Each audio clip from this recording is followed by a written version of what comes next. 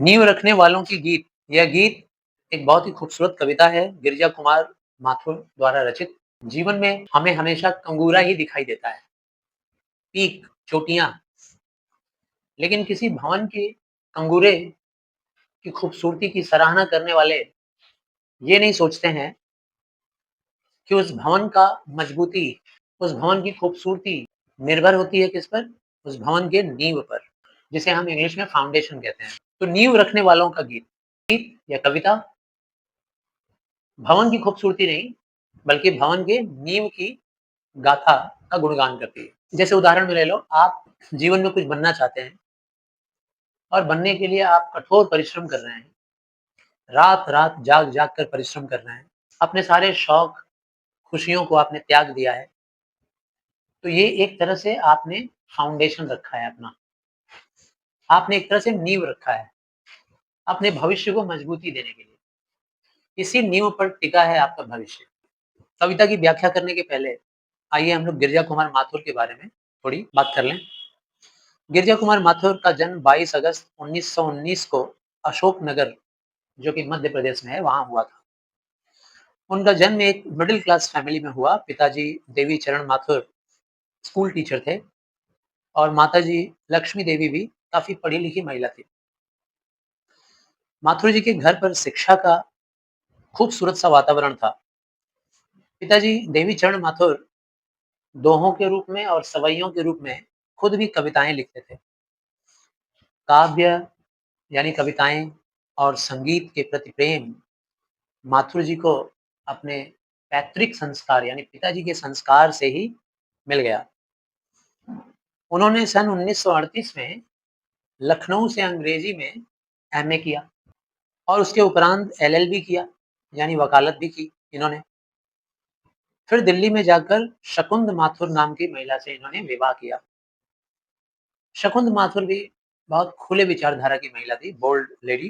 गिरिजा कुमार माथुर बहुमुखी प्रतिभा के धनी तो थे ही, बहुमुखी प्रतिभा बोलते हैं किसको? मल्टी टैलेंटेड थे। इसी का परिणाम ये था कि उनके ऊपर प्रयोगवाद और प्रगतिवाद, ये प्रयोगवाद और प्रगतिवाद एक तरह से हिंदी लिटरेचर में, हिंदी साहित्य में मूवमेंट है, लिटरेरी मूवमेंट। तो ये इतने मल्टी टैलेंटेड थे कि जिसका असर हम लोगों को देखने को मिलता है उनके स्वभाव में कि प्रयोगवाद विचारधारा भी उनको प्रभावित करती है और प्रगतिवाद विचारधारा भी प्रभावित करती है। जैसे तो हिंदी साहित्य के इतिहास में प्रयोगवाद एक विचारधारा है, प्रगतिवाद एक विचारधारा है। इस दोनों विचारधारा का असर इनके स्वभाव, इनके कविता में नज़र आता है।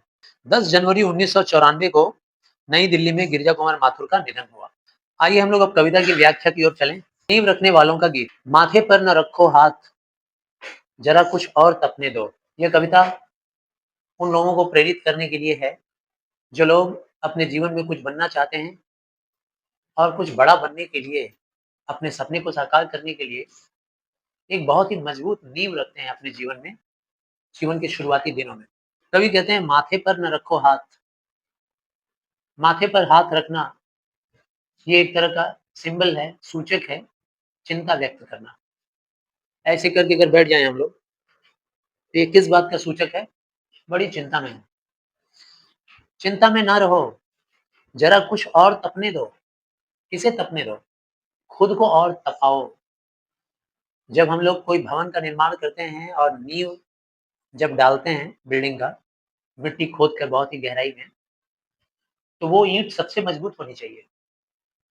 तपी-तपाई ईंट होनी चाहिए, एकदम लाल, मजबूत, तपा हुआ, काफ़ी तपा हुआ ईंट। ईंट के कई वैरायटी होते हैं, तपा हुआ ईंट चाहिए। ऐसे ही जीवन के शुरुआती दिनों में अपने लक्ष्य को प्राप्त करने के लिए, सपनों को साकार करने के लिए, हम लोग जो अपने जीवन में नींव रखते हैं, उसमें खुद को तपाना पड़ता है। अभी चिंता करने का समय नहीं है। माथे पर ना रखो हाथ, ज़रा कुछ और तपने दो, थोड़ा और तपो, और पढ़ो अकाउंट्स, और पढ़ो फिजिक्स, केमिस्ट्री, मैथ्स। आँखों में ना पलकों को उतारो, रात समझा नींद के अंकुर पनपने दो। आँखों में ना पलकों को उतारो। पलकें सूचक होती है नींद आने की।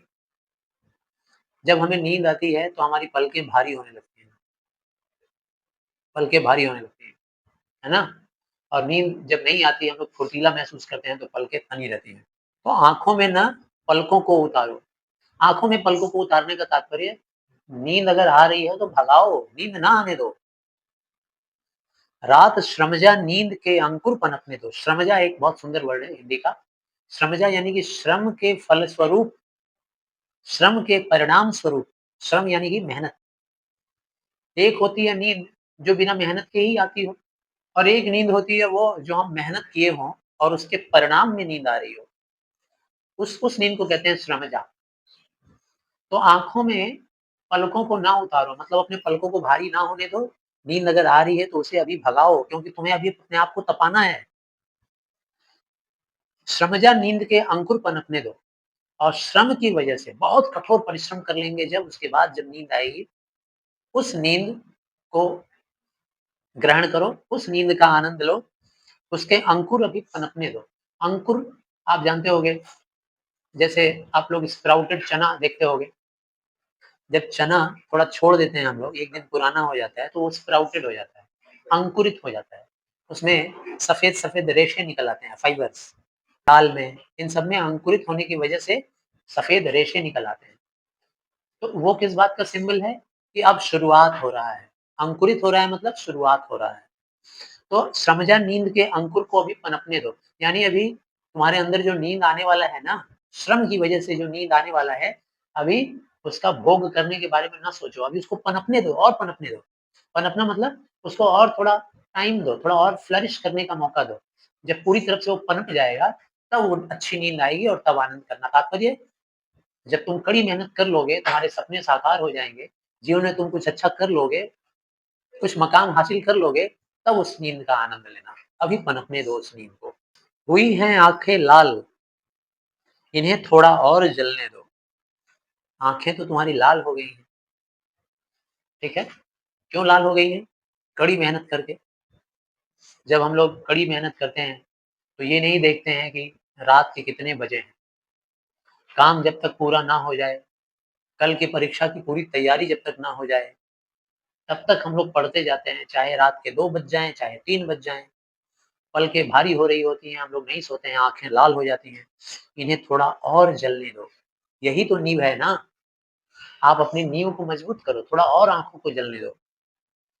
दहन के खारे पानी से, दहन का मतलब होता है जलना, दहकना मतलब जलना, तपन होना। खुद को तपाओ, खुद को दहाओ। देखो, कई प्रादेशिक भाषा में दहाने का मतलब होता है बहा देना। लोग कहते हैं दह गया मतलब बह गया, ऐसा नहीं समझना। यहाँ दहन मतलब जलाना। मैंने क्या बोला? प्रादेशिक भाषा में। लोग बोलते हैं दह गया मतलब बह गया। हिंदी में दहन का तात्पर्य क्या होता है? जलना। यहाँ जलन का तात्पर्य है कठोर परिश्रम करना। दहन के खारे पानी से, जब हम कठोर परिश्रम करते हैं, तो हमें पसीने आते हैं। शारीरिक काम का जब मेहनत हम लोग करते हैं, कठोर परिश्रम, तब हमें पसीना आता है। तो दहन का तात्पर्य है कठोर परिश्रम। दहन के खारे पानी से, खारा पानी मतलब पसीना। पसीने का जो हमारा पानी होता है कैसा होता है? खारा होता है, नमकीन होता है, एक्सक्रीटरी प्रोडक्ट है ना? समय की कोर सजने दो, उस खारे पानी से समय का किनारा सजने दो। कोर मतलब होता है किनारा, ठीक है ना? समय का किनारा सजने का तात्पर्य आने वाले भविष्य का समय। आने वाले भविष्य में जो समय है, उस समय को सजाना चाहते हो? अगर उस समय को सजाना चाहते हो, तो अपने आप को दहाओ, मतलब जलाओ। आँखें लाल हो गई हैं, अभी और लाल होने दो, खुद को तपने दो, खारे पानी को निकलने दो, तब जाकर भविष्य में वह खूबसूरत समय सज जाएगा, संवर जाएगा। सहज का सुख नहीं मंजूर, छोटी तृप्तियाँ बेकार। सहज मतलब यूँ ही, अनायास ही, बिना कठिन परिश्रम किए ही, सिंपली, उसी को कहते हैं सहज। कई बार सहजता में किसी को गिफ्ट में सुख मिल जाता है, बिना मेहनत किए। जैसे कई रईस बच्चे मेहनत करते हैं, उनके माता-पिता परिश्रम करते हैं माता-पिता, नींव की ईंट की तरह तपते और तपाते हैं वो लोग खुद को।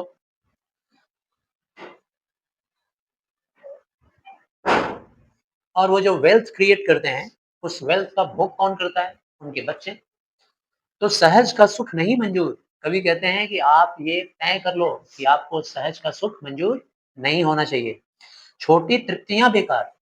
छोटी-छोटी तृप्तियाँ का तात्पर्य यहाँ पर बड़ी तृप्तियों के साथ तुलना करो। तुम्हारा बड़ा तृप्ति ये हो सकता है कि you want to be an IAS officer, you want to be an IPS officer. हो सकता है तुम बहुत बड़े रैंक के इंजीनियर बनना चाहते हो, बहुत अच्छे डॉक्टर बनना चाहते हो, अकाउंटेंट बनना चाहते हो, किसी गवर्नमेंट सेक्टर में जॉब करना चाहते हो। ये सब तुम्हारा बड़ा तृप्ति है। लेकिन छोटी तृप्ति क्या है? जैसे छोटे-छोटे सुख, कोई अगर तुमको ऑफ़र कर गया कि चलो 1 महीना भारत भ्रमण करके आते हैं। कोई आपको ऑफ़र दे दिया कि चलो 2 दिन की छुट्टी में चलते हैं यहाँ पर, या आज सो जाते हैं, बड़ा मस्त आज मौसम है। इन सब में भी तृप्तियाँ मिलती हैं, लेकिन छोटी-छोटी तृप्तियाँ। ये छोटी-छोटी तृप्तियाँ हमारे लिए बाधा क्रिएट करती हैं, बड़ी तृप्तियों से हमें दूर कर देती हैं। तो ऐसे छोटी तृप्तियों में ना फँसें, बड़ी तृप्तियों की ओर ध्यान दें। सहज का सुख नहीं मंजूर, छोटी तृप्तियाँ बेकार। उठे जब तक न मिट्टी से नया संसार, उठे जब तक न मिट्टी से नया संसार। तो इस मिट्टी का तात्पर्य हम लोग संसार के अर्थ में भी ले सकते हैं, और इस मिट्टी का तात्पर्य हम लोग अपने शरीर से भी ले सकते हैं। उठे जब तक न मिट्टी से नया संसार, जब तक हम अपने शरीर से, अपनी ऊर्जा से, अपनी मेहनत से, अपने बलबूते से एक नया संसार ना खड़ा कर दें। नया संसार मतलब जो आपने अपने जीवन में सोच रखा है, जो सपना संजो रखा है ना? वो नया संसार है। तो उठे ना जब तक इस मिट्टी से नया संसार, तुरत की चैन रंगीनी सभी निस्सार। तुरत की चैन, तुरत मतलब तुरंत-तुरंत जो हमें चैन मिलता है, छोटे-छोटे अ, बातों से आनंद मिलता है, छोटी-छोटी घटनाओं से हमको तृप्ति मिलती है। ऐसे चैन की रंगीनियाँ, रंगीनियाँ मतलब जब हमको चैन मिलता है, सुकून मिलता है, तो बड़ा रंगीन होता है वो सुकून। रंगीन का तात्पर्य बड़ा आनंददायक, लेकिन वो छोटे समय के लिए आनंद देता है ना? कल एग्ज़ाम है और आज आप आकर आपके एक दोस्त ने आपको ऑफ़र किया, 2 टिकटें ले आया हूँ बसुश्री की, चल सनी देओल की फ़िल्म आई है, देख कर आते हैं, मज़ा आ जाएगा। अब तुम छोटी-सी तृप्ति पाने के लिए, इस रंगीनी का आनंद लेने के लिए चले गए, तो चले गए, तो ये सभी निस्सार, निस्सार का मतलब निहसार, जिसका कोई सार नहीं है, जिसका कोई अर्थ नहीं है, बेकार की होती हैं।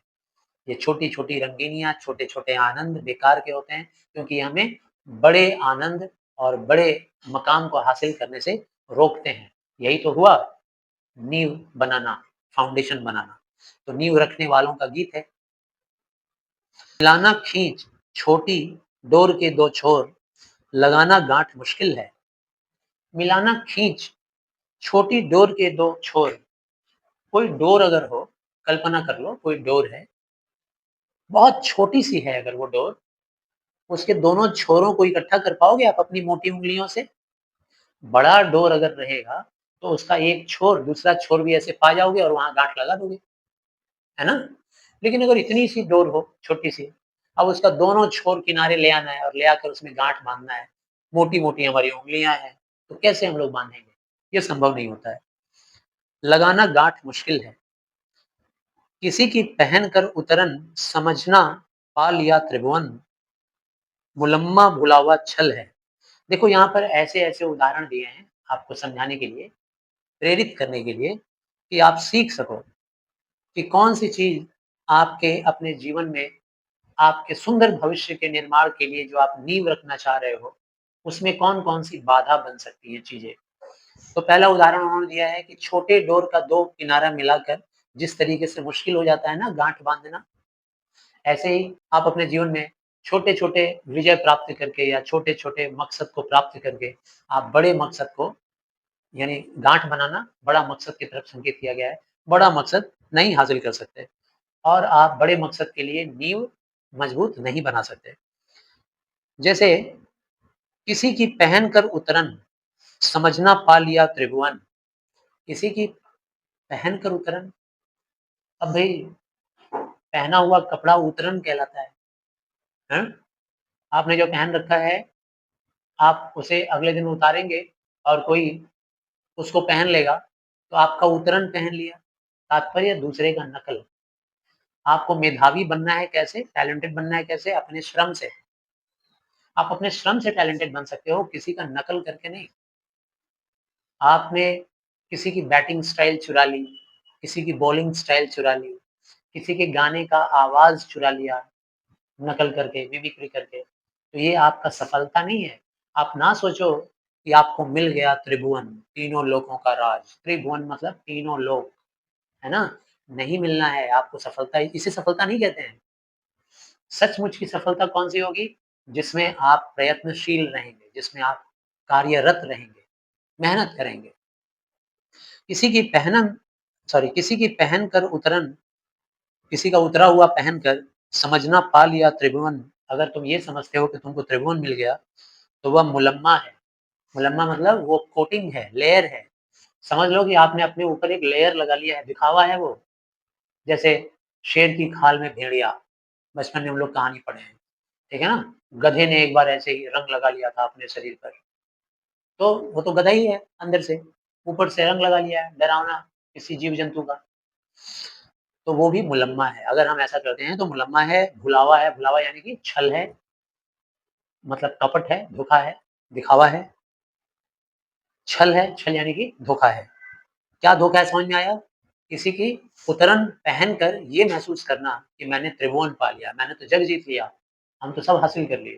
तुम्हारा अपना ओरिजिनैलिटी होना चाहिए और उसके लिए आप नींव मजबूत बनाइए, नींव रखिए। असल सुख के लिए मेहनत, असल सुख के लिए क्या होता है? मेहनत होता है। किसी का उतरन पहनने से सुख नहीं मिलेगा, है ना? सचिन तेंदुलकर का बैट लेके हम सचिन तेंदुलकर नहीं बन सकते। हमें बैटिंग आनी चाहिए, हमें अपना नींव खुद रखना पड़ेगा। तब सचिन नहीं बल्कि सचिन के जैसा हम भी एक अच्छा खिलाड़ी बन पाएँगे।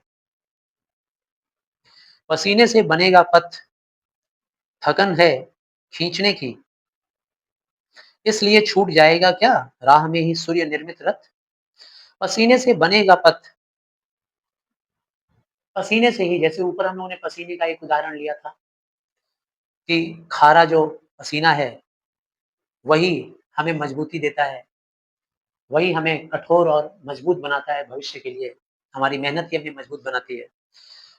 वही चीज़ का रिपिटिशन हुआ है, पसीने से बनेगा पथ, जितना पसीना बहाओगे, मुहावरे में हम लोग कहते हैं खून पसीना बहाओगे, मेहनत को बोलते हैं खून पसीना बहाना। तो पसीने से बनेगा पथ, रास्ता तुम्हारा कैसे बनेगा? पसीने से। जितना पसीना बढ़ाओगे, जितना पसीना बहाओगे, उतना सुंदर साफ-सुथरा मार्ग तुम्हारा बनते जाएगा, तुम्हारे सुनहरे भविष्य की ओर। थकन है खींचने की, और ये जो थकान है, हालाँकि थकान तो है ना, मेहनत करोगे, कठोर परिश्रम करोगे तो थकान तो होगी ही। लेकिन ये थकान किसकी है? बस खींचने की। ये जो आप अपने शरीर को खींचते ले जा रहे हो, शरीर रूपी रथ को खींचते हुए ले जा रहे हो, सुनहरे मार्ग पर। हालाँकि ये थकान है किस बात के लिए? शरीर रूपी इस यंत्र को, इस रथ को खींचने की, इसीलिए थकान है। इसलिए क्या छूट जाएगा राह में ही सूर्य निर्मित रथ? क्या सिर्फ थकान की वजह से हम छोड़ देंगे वह खूबसूरत रथ? जिस रथ को किसने बनाया है? सूर्य ने बनाया है। सूर्य निर्मित रथ, सूर्य निर्मित रथ मतलब चमकीला रथ, रोशन रथ, खूबसूरत भविष्य का रथ। हमारे सुनहरे भविष्य का कल्पना करो कि तुम्हारा सुनहरा भविष्य है। तुम एक डॉक्टर, तुम एक इंजीनियर, तुम एक चार्टर्ड अकाउंटेंट, तुम एक बहुत बड़े गवर्नमेंट ऑफिसर। ये जो तुम्हारे जीवन का सुनहरा पल है, कल्पना करो कि उस हद तक पहुँचने के लिए एक सुंदर रथ तैयार है, सूर्य ने बनाया है, चमकीला, रोशनी से भरा हुआ, सूर्य की रोशनी से भरा हुआ।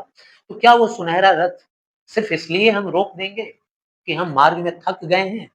नहीं, हम मार्ग में थक गए हैं इसलिए नहीं रोकेंगे, वो रथ चलता रहेगा। इसी से ज़िंदगी की तिक्त, तिक्त का मतलब क्या होता है? तीतापन, कड़वाहट। इसी से ज़िंदगी की तिक्त, तिक्त जानते हो ना, स्वाद एक तरह का होता है, कड़वा स्वाद, तिक्त स्वाद, कड़वी, कटीली अनुभूति। ज़िंदगी में हम लोग जब आगे बढ़ते हैं तो नाना प्रकार के अनुभूतियाँ आती हैं, नाना प्रकार के अनुभव आते हैं, एक्सपीरियंसेस। वो एक्सपीरियंसेस तिक्त होते हैं, मतलब कड़वा होता है, तीता होता है एक्सपीरियंस, बिटर, कड़वी होती है, ठीक है ना? करेले का जैसा स्वाद होता है, नीम का स्वाद होता है, कड़वा, कटीली होती है, काँटेदार होती है, चुभन वाली, ऐसे-ऐसे अनुभव होते हैं हमारे जीवन में। इन अनुभूतियों को मन में और पचने दो, इन अनुभूतियों को अपना दुश्मन ना मानो। कौन-सी अनुभूतियाँ? अनुभवों की तरफ बात की गई है। वे अनुभव हमारे जीवन के जो तिक्त हैं, कड़वे हैं, कटीले हैं। ये तीते, कड़वे, कटीले अनुभव को अपने मन में और पचने दो। मन में और पचने दो मतलब इनको मन के अंदर और ग्रो करने दो। इनसे आप परेशान ना होना, ये जीवन में तुमको बहुत कुछ सिखाने आते हैं। तीते, कड़वे, कटीले अनुभव तुम्हें मजबूत इंसान बनाने आते हैं। जिसे तुम रोज़ अपना परिचित, अपना सगा-संबंधी समझते हो, एक दिन आएगा जब वो तुमसे अपना मुँह मोड़ लेंगे, तो तुमको बड़ा कड़वा अनुभव होगा। जब कड़वा, कटीला अनुभव होगा, तो तुम्हें समझ में आएगा, यही जीवन है।